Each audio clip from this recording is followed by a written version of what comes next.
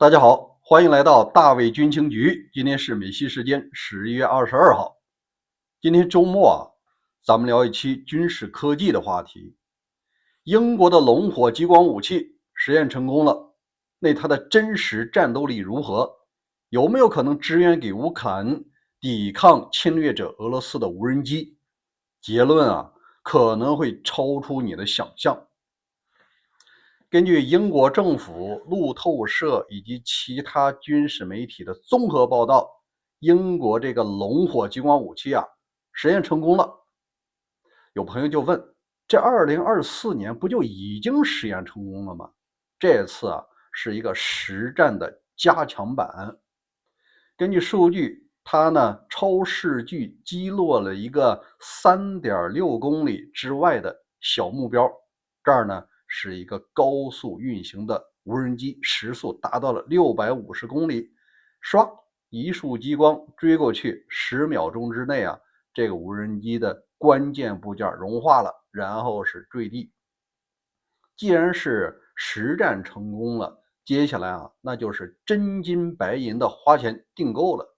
你猜它一套多少钱啊？整整7900万英镑，折合美金呢，就是1.032亿美金。这一套的价值就相当于一架 F-35 代隐身战机，确实是够贵的。这次英国订购了也只有4套，是3.12亿的这个美金。有很多朋友就问，2024年就已经实验初步成功，现在更加成功，为什么都不多买几套？问题就出在这套武器它非常庞大，它不适合安置在车上。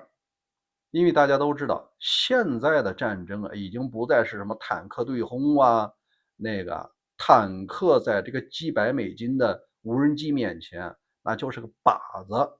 现在是一种不对称的战争，叫做蜂群战术。一套无人机几百美金，贵的也才几万美金我一次给你发射成百上千发，你的拦截弹根本就拦截不了。再就是呢，这个不对称也体现在这成本上。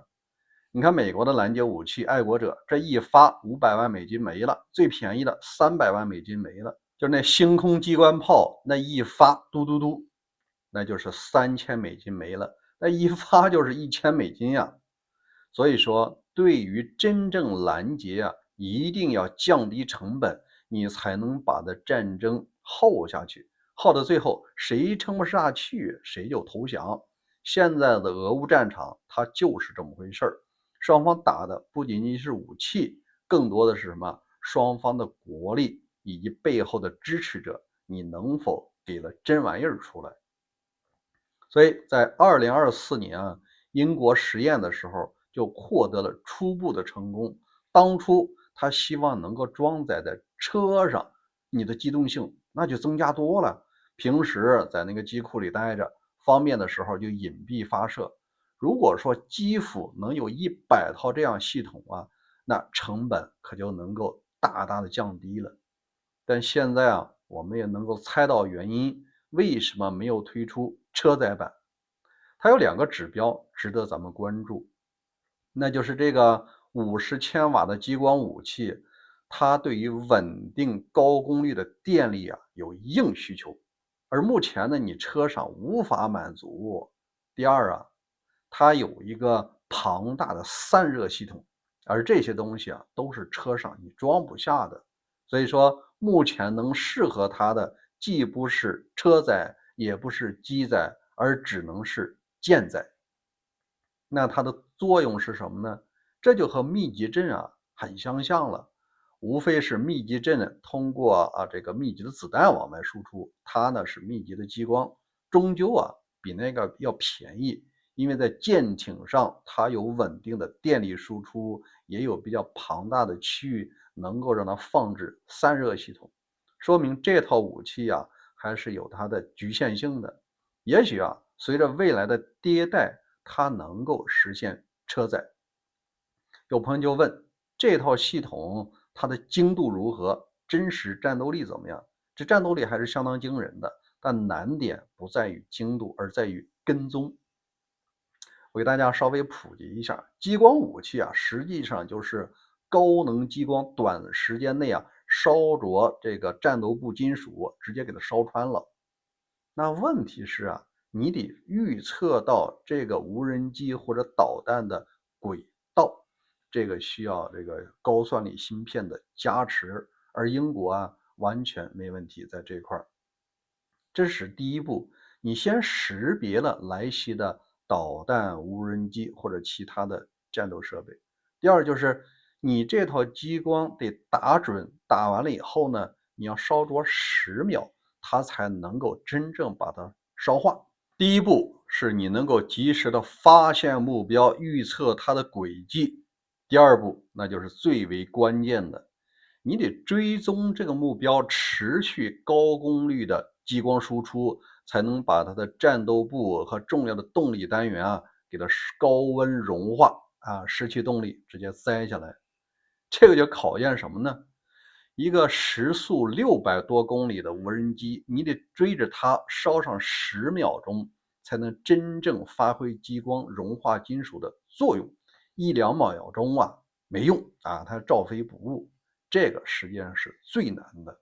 你想啊，这目标是超视距几公里之外，如果你哪怕差上1度2度啊，离这目标可能就差出几百米去。所以对于精度的要求是非常高的，你还得持续烧灼啊。所以说啊，世界上有很多国家，他也想玩这激光武器。你打这种固定目标，哎，没问题，给你大量的时间，你可以校准，你可以调整你的系统，啪，来个激光持续烧灼，因为目标它是不动的，但是无人机它是活动的，而且速度比较高，所以最关键的能力仍然是这个准确性。这套龙火啊，它在3公里之内，这个精度能达到的击落一枚硬币。你想这硬币不就这么小吗？它就可以在3公里啊聚焦瞄准，然后持续追逐烧10秒钟。这个水平啊，目前我相信不超过5个国家能够掌握，俄罗斯都未必能够掌握。但目前基本上可以确定呢，英法日啊，或者说是美这几个国家是有可能实现这个目标的。那这套系统为什么不能装备在乌克兰战场？很明显，如果你装配在基辅某一个固定的地方，它实现了降温和稳定电力输出，那俄罗斯他知道这套设备很厉害，那我就饱和攻击你啊！我只要攻击完了以后，你这1亿美金的设备就没了，它就成为一个靶子。如果你不想被攻击，你一定是活动的短板来了。活动的车上根本装不了散热系统和稳定的高强度电力的输出。我们随着时代的进步啊，它这种小型化呀，这个车载呢是一定会实现的，但是我们可能还要继续等下去。根据英国官方的公告，它要在2027年才能真的装在英国的驱逐舰上，形成战斗力。那这套技术啊，应该是不停的往前发展的，咱们就拭目以待吧。另外一个频道大卫观点，今天的节目是中共的2万多亿美金的外汇储备，它大量的投资啊，居然是流向了美国，在各个州都有投资，它主要实现2个目标。如果您想要了解的话，请关注我另外的频道大卫观点，也请您打开小铃铛，咱们这2个频道啊，每天都有更新，咱们明天见。